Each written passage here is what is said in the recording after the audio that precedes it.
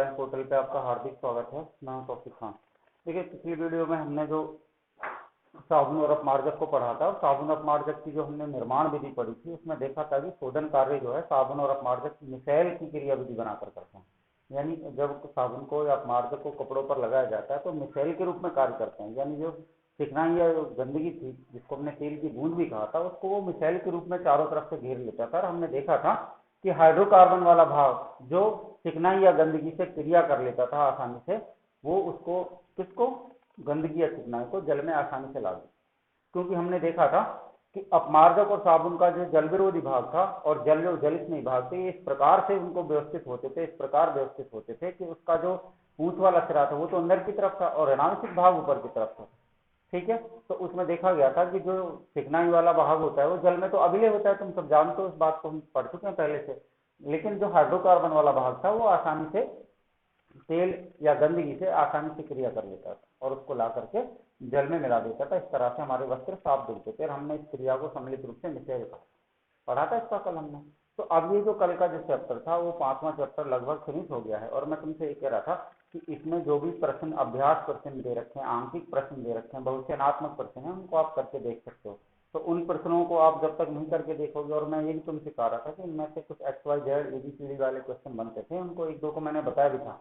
अब जैसे हमारी किताब में अभ्यास प्रश्न में लास्ट के 31वां प्रश्न है, 31वां प्रश्न, मुझे तो कंफर्म है नहीं, बुक नहीं यहाँ पे, लेकिन कुछ ऐसा है कि एक पदार्थ अम्ल H2SO4 के साथ क्रिया करके पदार्थ भी देता है। पदार्थ बी की क्या विशेषता है कि वो फट ध्वनि के साथ जलती है। पदार्थ ए का नाम लिखकर रासायनिक अभिक्रिया का समीकरण लिखो, कुछ ऐसा प्रश्न। अब तुम उसको कैसे करोगे, तुम्हें पता ही नहीं क्या होगा। तो जो हमने अम्लों के और क्षारों के जो गुण पढ़े हैं उन पर आधारित ये प्रश्न है। देखिए एक बार मैं इसको करा देता हूँ, क्या कह रहा है, देखिए कह रहा है 31वां प्रश्न है ये बुक में से। कह रहा है एक पदार्थ ए किसके साथ, अम्ल H2SO4 के साथ क्रिया करके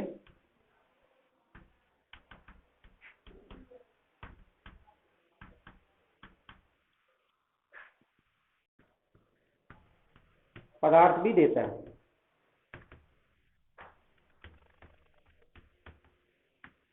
यह पदार्थ कौन सा, पदार्थ बी, फट ध्वनि के साथ,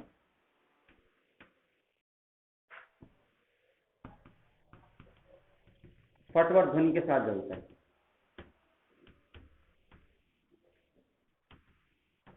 कह रहा है पदार्थ जलता है, पदार्थ ए तथा बी के नाम लिखकर रासायनिक अभिक्रिया का समीकरण लिखो।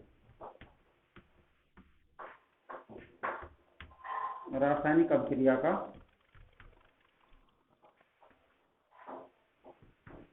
समीकरण लिखो।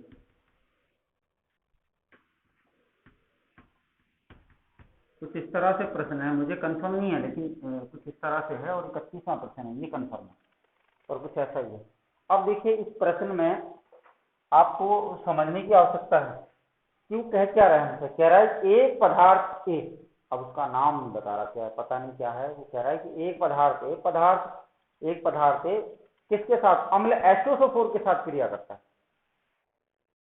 अम्ल की तो हमें पता लग गया, लेकिन कह रहा है कि एक पदार्थ अम्ल H2SO4 के साथ क्रिया करके पदार्थ भी देता है। बी का नाम भी नहीं बता रहा, लेकिन बी की विशेषता बता रहा, क्वालिटी बता रहा है। क्या बता रहा है कि जो पदार्थ बी है ना, यह पदार्थ फट ध्वनि के साथ जलता है। अब ये फट ध्वनि के साथ कौन जलता है, फिर कह रहा है हमसे पदार्थ ए बी के नाम लिखना है और रासायनिक अभिक्रिया का समीकरण देना। अच्छा एक बात देखिए, अब हमें कुछ भी पता नहीं चल रहा, हमें दो चीजों से पता चल रहा है। एक तो कह रहा है कि फट ध्वनि के साथ जलता है, इस बात को मैं तुम्हें बता चुका हूं कि फट ध्वनि के साथ कौन जलता है। हमने देखा था कि हाइड्रोजन जो गैस होती है वो फट ध्वनि के साथ जलती है।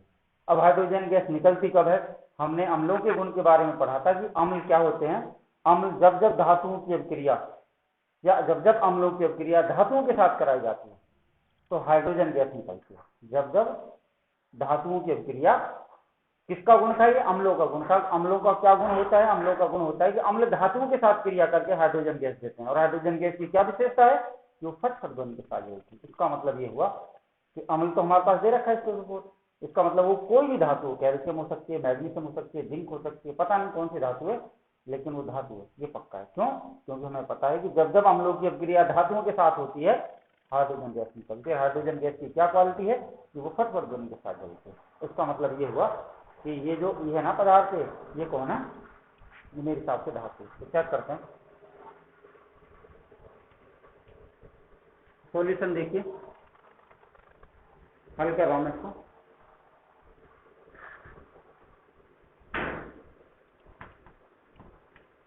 माना पदार्थ ए कौन है? धातु है, मैग्नीशियम धातु। अब देखिए ये जरूरी मैग्नीशियम लो, आप यहाँ कैल्शियम ले सकते हो, जिंक ले सकते हो, ठीक है।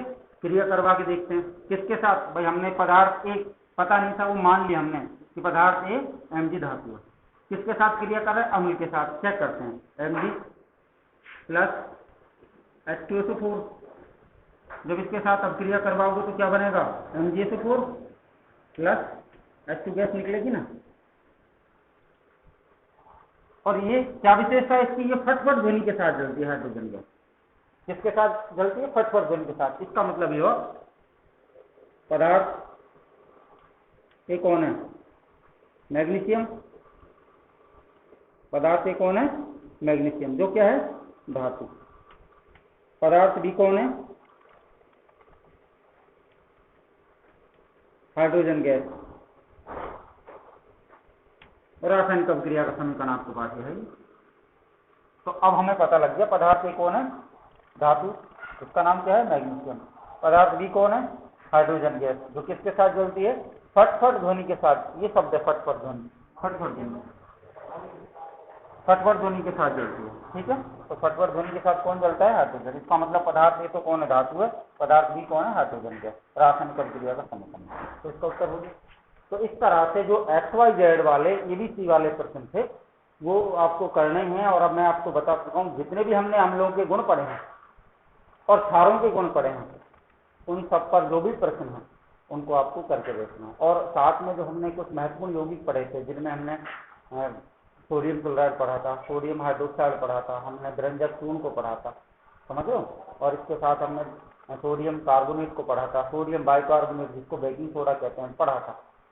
इसी प्रकार हमने प्लास्टो पेरिस पढ़ा था। इन सबके गुणों को अगर हम याद रखें तो आसानी से जो भी हो, इनके गुण याद होंगे तो पूछेगा तो हम आसानी से उनको उत्तर दे सकते हैं, ठीक है।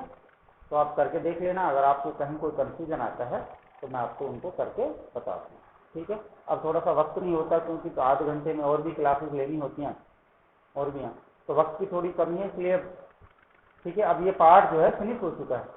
और अब आपको इस पार्ट में कोई भी कहीं किसी भी तरह की कोई दिक्कत हो तो आप मुझे कमेंट करके पूछ सकते हो। मैं रोजाना लाइव रहता हूँ 9:30 से लेकर के 10 बजे तक। 9 से 9वीं की क्लास चलती है, 9:30 से 10वीं की क्लास चलती है। तो 1 घंटे में ऑनलाइन रहता हूँ। कहीं कोई दिक्कत आपको हो तो आप उनको मुझसे पूछ सकते हो। कहीं अब इन सारे प्रश्नों को जो बहुचयनात्मक दे रखे हैं, अति लघुत्रात्मक दे रखे हैं, लघुत्रात्मक दे रखे हैं, निबंधात्मक दे रखे हैं, आंकिक प्रश्न दे रखे हैं, इन सबको आप एक बार करके देखना। अगर कहीं आपको कोई दिक्कत हो तो पूछ सकते हो। क्योंकि देखिए दिक्कत इसलिए नहीं होनी चाहिए क्योंकि हमने पाठ का प्रत्येक बिंदु पढ़ा है। अगर कहीं बिंदु कोई रहता है तो शायद हो सकता है कि हमसे ये ना हो, या कोई ऐसी चीज जो समझ में नहीं आई हो, तब कहीं दिक्कत होती है, कहीं चीज खड़े होते हैं। बाकी अब ऐसा मुझे नहीं लग रहा कि कहीं कोई दिक्कत होगी क्योंकि हमने पाठ का प्रत्येक बिंदु पढ़ा है। अब इन आप प्रश्नों को हल करके देखिए। आपने नोट्स बनाए रहेंगे, आप साथ साथ में नोट्सों को एक बार फेरने के बाद इन प्रश्नों को आप हल करके देखिए। आपको कोई भी ऐसा प्रश्न नहीं मिलेगा जिसको आप नहीं कर सकते, ठीक है। बस और अब पढ़ते हैं अगला पाठ। मैं नया पाठ शुरू कर रहा हूँ। तो देखिए अब 5वां पाठ खत्म हो गया, 6ठा पाठ चलाते हैं ना। अब देखिए फिजिक्स के तीनों चैप्टर हो गए। केमिस्ट्री का ये 5वां पहला पाठ खत्म हो चुका है। अब केमिस्ट्री का मैं अगला पाठ आपको पढ़ा रहा हूँ, 6ठा पाठ है।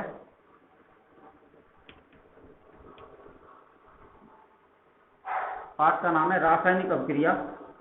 थोड़ा मोटा लिखता हूँ क्योंकि मैं वीडियोज में देखता हूँ उसमें कुछ दिखाई नहीं देता। मुंह से जो बोलता हूँ वो तो सुनता है लेकिन वीडियोज में दिखाई नहीं देता है ना। रासायनिक अभिक्रिया। और आपने आज तक ये पूछा नहीं कि सर ये आप थोड़ा मोटा लिखा करो, क्योंकि आपको होती नहीं, ये मैं मुझको ले रहा। पाठ का नाम क्या है? रासायनिक अभिक्रिया एवं उत्प्रेरक, ये पाठ का नाम है पाठ। अब देखिए मैं फिर आपसे बता रहा हूँ कि नया पाठ शुरू हो रहा है। जितने लड़के लड़कियां ऑनलाइन नहीं आते हैं, आप उनको फोन करके, अपने यार दोस्त जो भी आपके हैं उनको आप फोन करके कह सकते हो नया पाठ जब शुरू हो रहा है। तो नए पाठ शुरू होने में क्या कि पाठ जब स्टार्ट होता है, स्टार्टिंग में जब निकल जाता है समझ में, जब स्टार्टिंग के बिंदु उसको एक दो निकल जाते हैं तो फिर समझने में थोड़ी दिक्कतें आती हैं। तो इसलिए आप इनको, नया पाठ शुरू हो रहा है, फिर मैं आपसे कह रहा हूँ एक बार फिर मौका है, आप अच्छी तरह से समझिए, कॉन्सेंट्रेट करके आप वीडियोस को देखिए, कि चीज को देखिए। कहीं भी एक बार गुड मॉर्निंग करने के बाद में आपको कुछ भी राइट करने की, मैसेज टाइप करने की, कोई भी कमेंट करने की आवश्यकता नहीं है। हाँ कहीं दिक्कत आती है तो आप पूछ सकते हो, वो भी वीडियो के अंत में। आप दूसरी वीडियोस के बारे में बता सकते हो मुझे, मैं उनको दोबारा से बता सकता हूँ। समझ लो बात को। तीसरी बात क्या है? तीसरी बात यह है कि कोई भी लड़का लड़की हो, फालतू की चीजें ना लिखा करो। फालतू की चीजें लिखने से वक्त जाया होता है, फिर आप डिस्टर्ब होते हो, फिर मैं रिप्लाई इसलिए चुप रहता हूँ, मैं कोई रिप्लाई नहीं करता। तो सही सही चीजों को समझो, नोटिस करके पढ़ो, अच्छे से समझ में आएगा। साथ में जब आपकी सारी क्लासेस हो जाए, आप स्किप करके वीडियो को, एक एक चीज को नोट करके आप उनके नोट्स बना सकते हो। ठीक है, तो आ जाइए अपने पाठ पर। पाठ का नाम क्या है? रासायनिक अभिक्रिया एवं समीकरण। देखिए अब रासायनिक अभिक्रिया को हम पढ़ेंगे, लेकिन रासायनिक अभिक्रिया को समझने से पहले हमें कुछ परिवर्तन है, क्योंकि हम इस बात को 9वीं क्लास में पढ़ चुके हैं कि प्रत्येक पदार्थ की 3 अवस्थाएं होती हैं, ठोस, द्रव और गैस। अब इन पदार्थ की अवस्थाओं में कुछ ऐसे परिवर्तन होते हैं जिनको भौतिक परिवर्तन कहते हैं, कुछ ऐसे परिवर्तन होते हैं जिनको रासायनिक परिवर्तन कहते हैं। तो भौतिक परिवर्तन और रासायनिक परिवर्तन को समझना यहाँ पे लाजमी है, जरूरी है। तो सबसे पहला बिंदु है भौतिक परिवर्तन। मैं एक साथ लिख रहा हूं उसको, ठीक है? भौतिक परिवर्तन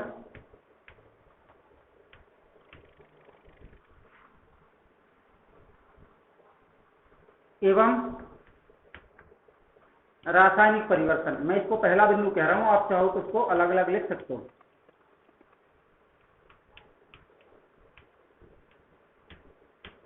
भौतिक एवं रासायनिक परिवर्तन। तो देखिए इसमें मैं पहला बिंदु पढ़ा रहा हूं आपको, भौतिक परिवर्तन। ठीक है, इसको आप ध्यान से समझना, तभी आपको रासायनिक अभिक्रिया अच्छे से समझ में आएगी। भौतिक परिवर्तन,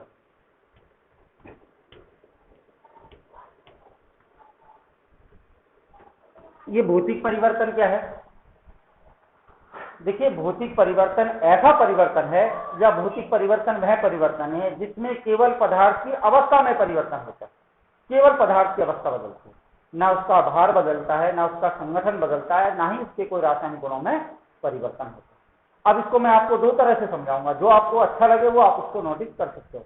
तो भौतिक परिवर्तन क्या है, आपको याद रखना है, ऐसा परिवर्तन जिसमें केवल पदार्थ की अवस्था में परिवर्तन होता है, केवल पदार्थ की अवस्था बदलती है, बाकी उसका ना भार, ना उसका संगठन, ना ही उसके रासायनिक गुणों में कोई परिवर्तन होता है। क्या कहलाता है? भौतिक परिवर्तन कहलाता है।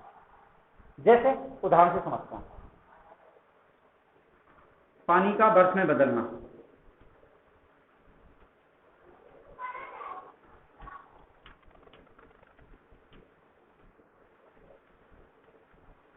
पानी का बर्फ में बदलना, ये उदाहरण है।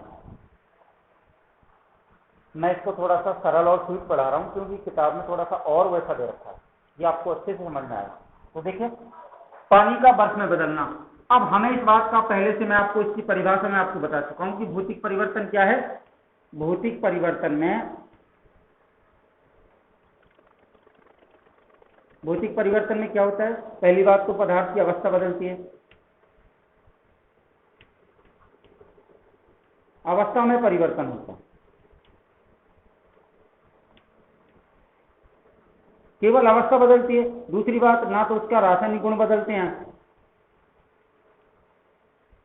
ना उसका भार बदलता है, और ना उसका संगठन बदलता है। तो इनमें तो कोई परिवर्तन नहीं होता, केवल पदार्थ की अवस्था बदलती है। क्योंकि परिभाषा क्या है भौतिक परिवर्तन की? ऐसा परिवर्तन या वह परिवर्तन जिसमें केवल पदार्थ की अवस्था में परिवर्तन होता है, पदार्थ के भार में, संगठन में, रासायनिक गुणों में कोई परिवर्तन नहीं होता, भौतिक परिवर्तन कहलाता है। जैसे पानी का बर्फ में बदलना। अब इसे समझते हैं। देखिए मैंने क्या काम किया, मैंने 2 लीटर पानी ले लिया।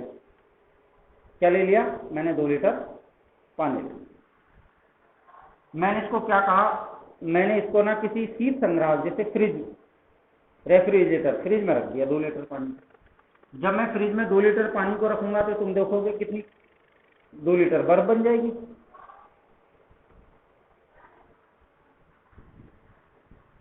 मैंने जब 2 लीटर पानी लिया है उसको मैंने फ्रिज में रख दिया तो देखा कि उसकी 2 लीटर बर्फ बन जाएगी। मैंने क्या रखा था,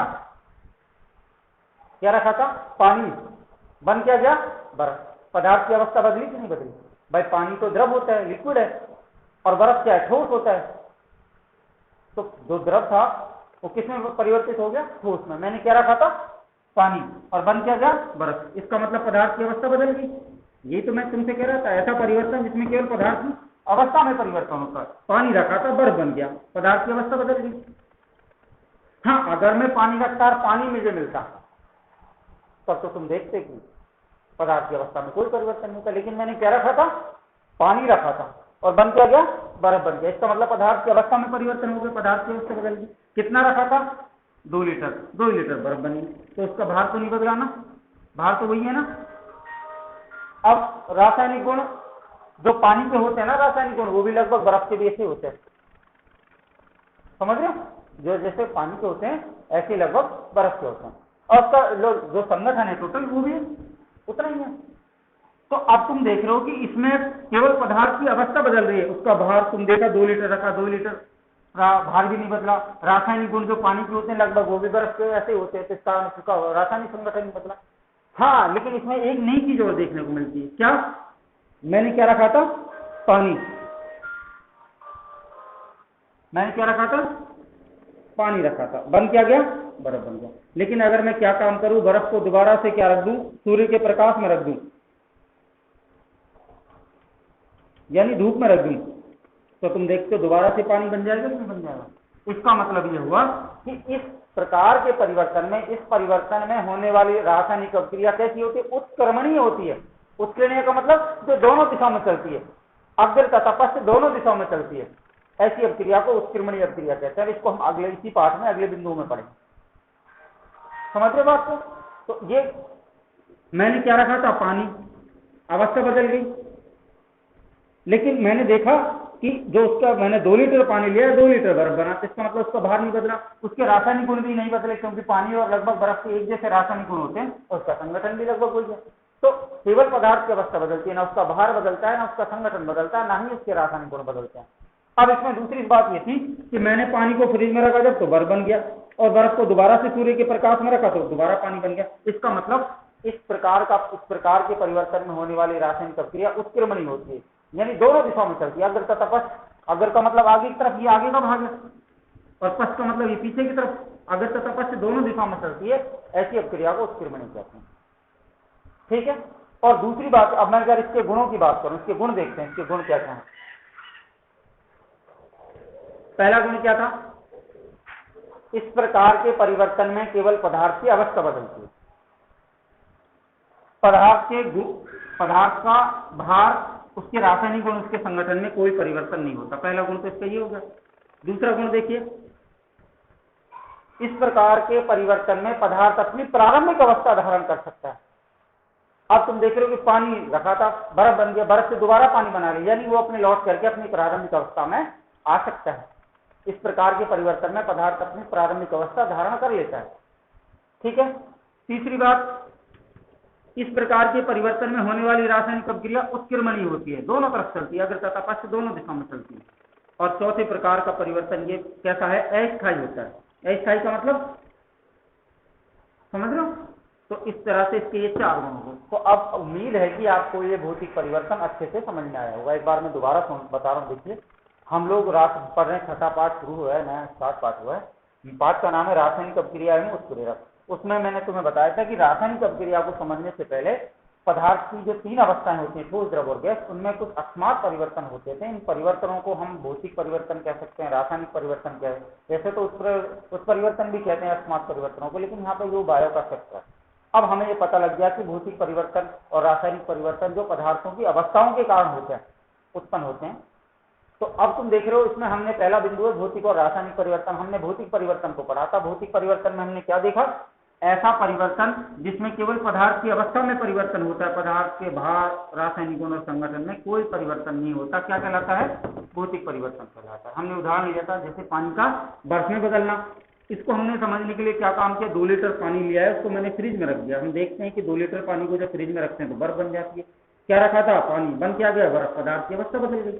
दूसरी बात, कितना रखा था 2 लीटर, 2 लीटर बर्फ बनी, उसका भाग तो नहीं बदला। जो गुण पानी के होते हैं लगभग वही बर्फ के होते हैं, रासायनिक गुण भी नहीं बदले और संगठन इसका एक जैसा है। ठीक है, अब इसमें एक नई चीज देखने को मिली थी कि इस प्रकार के परिवर्तन में अब क्रिया दोनों तरफ चल सकती है, यानी आप पदार्थ अपनी खोई हुई अवस्था को पुनः प्राप्त कर सकता है, अपनी प्रारंभिक अवस्था में आ सकता है। हमने देखा था कि जब मैं पानी को फ्रिज में रखता हूं तब तो बर्फ बन जाता है, बर्फ को अगर मैं सूर्य के प्रकाश में रख दूं तो दोबारा पानी प्राप्त कर सकता है, पदार्थ की वही अवस्था लौट जाए कि नहीं आई। इसका मतलब इस प्रकार के परिवर्तन में होने वाली रासायनिक क्रिया उत्क्रमणीय होती है, दोनों तरफ से। फिर इसके हमने गुण देखे। गुण में पहला क्या था, इस प्रकार का परिवर्तन में पदार्थ की अवस्था तो बदलती है, उसका भार, उसका संगठन और रासायनिक गुण नहीं बदलते। दूसरा क्या था, इस प्रकार के परिवर्तन में पदार्थ अपनी खोई अवस्था को यानी प्रारंभिक अवस्था को प्राप्त कर सकता है, धारण कर सकता है। तीसरी बात इसमें यह थी कि ये इस प्रकार का जो परिवर्तन होता है वो कैसा होता है, अस्थायी होता है। कैसा होता है, अस्थायी होता है। ठीक है, तो आप ये जो हमने पढ़ा है ये सारी चीजें आपको अच्छे से समझ में आ गई। ठीक है, अब दूसरा परिवर्तन देखते हैं, रासायनिक परिवर्तन। देखिए अब ये रासायनिक परिवर्तन क्या है, देखिए इसके बारे में बता रहा हूं आपको।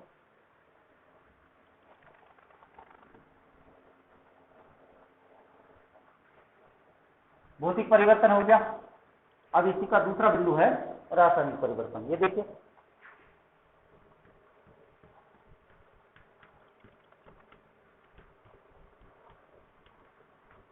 अब इसका मैं अगर दूसरा मैं तुम्हें बता रहा था, इसको 2 प्रकार से बताऊंगा। मैं 2 प्रकार से बताऊं तो फिर टाइम बहुत कम रहेगा, फिर रासायनिक परिवर्तन नहीं हो।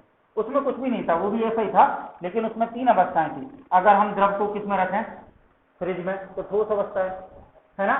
ठोस को अगर हम दोबारा किस में रखें, सूर्य के प्रकाश में रखें, दोबारा द्रव को अगर हम गर्म करें तो वाष्प बदल जाता है। तो 3 अवस्थाएं इसमें आ जाती हैं। वही चीजें थी, कुछ खास नहीं था। इससे समझ में आ गया होगा, उम्मीद है, तो दिक्कत नहीं है। अब रासायनिक परिवर्तन के बारे में देखते हैं। अब देखिए रासायनिक परिवर्तन को आपको मैं एक बात आप बता देना चाहता हूं कि जिन लड़के लड़कियों को भौतिक परिवर्तन अच्छे से समझ में आ गया वो रासायनिक परिवर्तन को कर सकते हैं, क्योंकि वो उसका उल्टा है, थोड़ा सा विपरीत है। कैसे,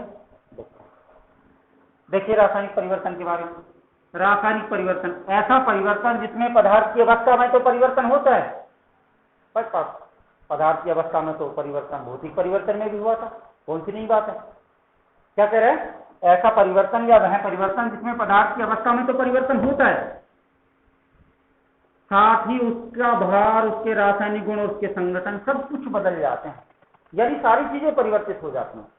भौतिक परिवर्तन में तो केवल पदार्थ की अवस्था में परिवर्तन हुआ था, बाकी इसका ना तो भार बदला था, ना रासायनिक गुण बदले थे, ना इसके संगठन में कोई कमी आई। लेकिन इसमें क्या हो रहा है, ऐसा परिवर्तन जिसमें पदार्थ की अवस्था के साथ साथ पदार्थ का भार, उसके रासायनिक गुण, उसके संगठन सब कुछ बदल जाते हैं। क्या कहलाता है, रासायनिक परिवर्तन कहलाता है। देखिए कैसे, भाई पदार्थ की अवस्था तो बदल रही है, इसमें तो पदार्थ की अवस्था भी बदल रही है, पदार्थ का भार भी बदल रहा है, पदार्थ के रासायनिक गुण भी बदल रहे हैं, उसका संगठन भी बदल रहा है, सब कुछ बदल रहा है, सब में परिवर्तन हो रहा है। चेक करते हैं तो क्या पढ़ा हमने रासायनिक परिवर्तन के बारे में, ऐसा परिवर्तन जिसमें पदार्थ की अवस्था के साथ साथ पदार्थ का भार, उसके रासायनिक गुण, उसका संगठन भी बदल जाता है। क्या कहलाता है, रासायनिक परिवर्तन। चेक करते हैं, जैसे उदाहरण हमारे पास दूध का दही में बदलना।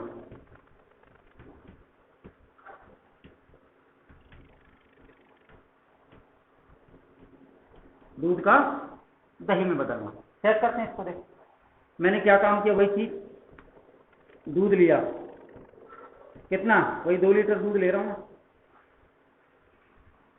देखिए दूध को मैं, अब ये बात इसमें याद रखनी, दूध को अगर मैं क्या रखूं, फ्रिज में रखूं, आप रख सकते हो, लेकिन दूध का दही में बदलना ये जरूरी है कि उसको फ्रिज में रखो। ये कमरे का ताप जो कितना होता है 25 डिग्री सेल्सियस से लेकर के 35 डिग्री सेल्सियस होता है, पर भी दूध दही में बदल सकता है। हम देखते हैं अपने दैनिक जीवन में, दूध को उसमें थोड़ा सा खट्टा पदार्थ डालते हैं, हमने जैसा कुछ दही, और वो कमरा का ताप जो 25 डिग्री सेल्सियस से 35 डिग्री सेल्सियस के बीच हो जाता है, दूध दही में बदल जाता है। इस क्रिया को फर्मेंटेशन कहते हैं। फर्मेंटेशन क्या है, हिंदी में इसको क्या कहते हैं, किण्वन क्रिया कहते हैं। दूध का दही में बदलना क्या है, फर्मेंटेशन, एक किण्वन क्रिया है, जो जरूरी है उसको फ्रिज में रखा जाए। कमरे का ताप जो कितना होता है 25 डिग्री सेल्सियस से 35 डिग्री सेल्सियस पर भी रखा जा सकता है, यानी दूध जो है कमरे के ताप पर भी आसानी से दही में बदल जाता है। इस क्रिया को किण्वन क्रिया कहते हैं, फर्मेंटेशन कहते हैं। तो जरूरी फ्रिज लिखो आप इसको, कमरे का ताप जो कितना होता है 25 डिग्री सेल्सियस से लेकर के 35 डिग्री सेल्सियस होता है, तब भी रख सकते हो। तो दूध को जब हम कमरे के ताप पर रखते हैं, कितना है, जो 25 डिग्री सेल्सियस से 35 डिग्री सेल्सियस है, किसमें बदल जाएगा ये, दही। क्या रखा था, दूध, क्या बन गया, दही। इसका मतलब पहली बात, उसकी अवस्था बदल गई। अगर दूध रखते दूध ही मिलता जब, तो क्या था, अवस्था में परिवर्तन नहीं होता। लेकिन तुम देख रहे हो क्या रखा था हमने, दूध रखा था और बन क्या गया, दही। इसका मतलब पहली बात तो पदार्थ की अवस्था बदल गई। ठीक है। अब तुमने ये बात नोटिस करनी है कि जब मैं 2 लीटर दूध लेता हूं तो इसकी 2 लीटर पूरी दही नहीं बनती। ये बात आपको याद रखनी है। चाहे 2 लीटर से कितना भी कम हो, लगभग जो है 1.5 लीटर के समथिंग दही बनती है। भाई ये कैसे, 2 लीटर दूध लिया है, 1.5 लीटर दही कैसे बनती है। देखिए आपने देखा होगा, दूध जो है द्रव अवस्था में रहता है। जब जैसे ही दूध ठोस अवस्था धारण करता है तो जो दूध के अणुओं के मध्य जो रिक्त स्थान होता है वो भर जाता है, सिकुड़ जाता है। इस कारण से इसका भार बदल जाता है। अगली बात समझना, तो 2 लीटर दूध की कभी 2 लीटर दही नहीं बनती। फर्मेंटेशन के नियम है, दूध तो क्योंकि द्रवस्था में रहता है, लेकिन जैसे ही दही में कन्वर्ट होता है, दही में बदलता है, तो उसके जो कणुओं के मध्य जो रिक्त स्थान है वो आपस में भर जाते हैं, सिकुड़ जाते हैं, उनके मध्य जो है रिक्त स्थान खत्म हो जाता है। इसका मतलब उसका भार कितना है, वो घट जाता है, कम हो जाता है। तो कितना रखा था हमने दूध, 2 लीटर, कितनी बनी, 1.5 लीटर। इसका मतलब उसका भार ही बदल रहा है। अब दूध तो कैसा होता है और दही कैसी होती है, रासायनिक गुण भी अलग अलग है। तो दही तो खट्टी होती है, दही में तो लैक्टिक अम्ल होता है, दूध में कहाँ, इसमें विटामिन और कार्बोहाइड्रेट वसा होती है थोड़ा बहुत। लेकिन दूध तो खट्टा होता है, दही तो खट्टी होती है, इसमें तो लैक्टिक अम्ल होता है। दूध के दही के एक जैसे गुण होते हैं क्या, नहीं होते। इसका मतलब उसके रासायनिक गुण भी बदल जाते हैं और संगठन भी चेंज हो रहा है। तो इसका मतलब अब समझ में आया ना, सब कुछ बदल रहा है। ऐसा परिवर्तन जिसमें पदार्थ की अवस्था के साथ साथ उसका भार, उसके रासायनिक गुण और संगठन सब कुछ बदल जाता है, क्या कहलाता है, रासायनिक परिवर्तन कहलाता है। तो अब आपको ये बात समझ में आ गई। और भी इसके बहुत सारे उदाहरण हैं, हमने इसमें देखा कोयले का जलना है, और भी बहुत सारे उदाहरण इसमें भी से भौतिक परिवर्तन में। तो अब ये जो चीज है, अब ये तुम्हें उम्मीद है कि ये जो दोनों परिवर्तन है ये अच्छे से समझ में आए हैं।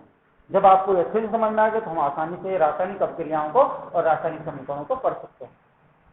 समझ रहे हो ना बात को। तो ये दोनों बिंदु आपको कॉन्सेप्टली क्लियर हो गए होंगे, ये उम्मीद है कि ये जो दोनों बिंदु हमने पढ़े हैं ये कॉन्सेप्टली आपको क्लियर हो गए होंगे।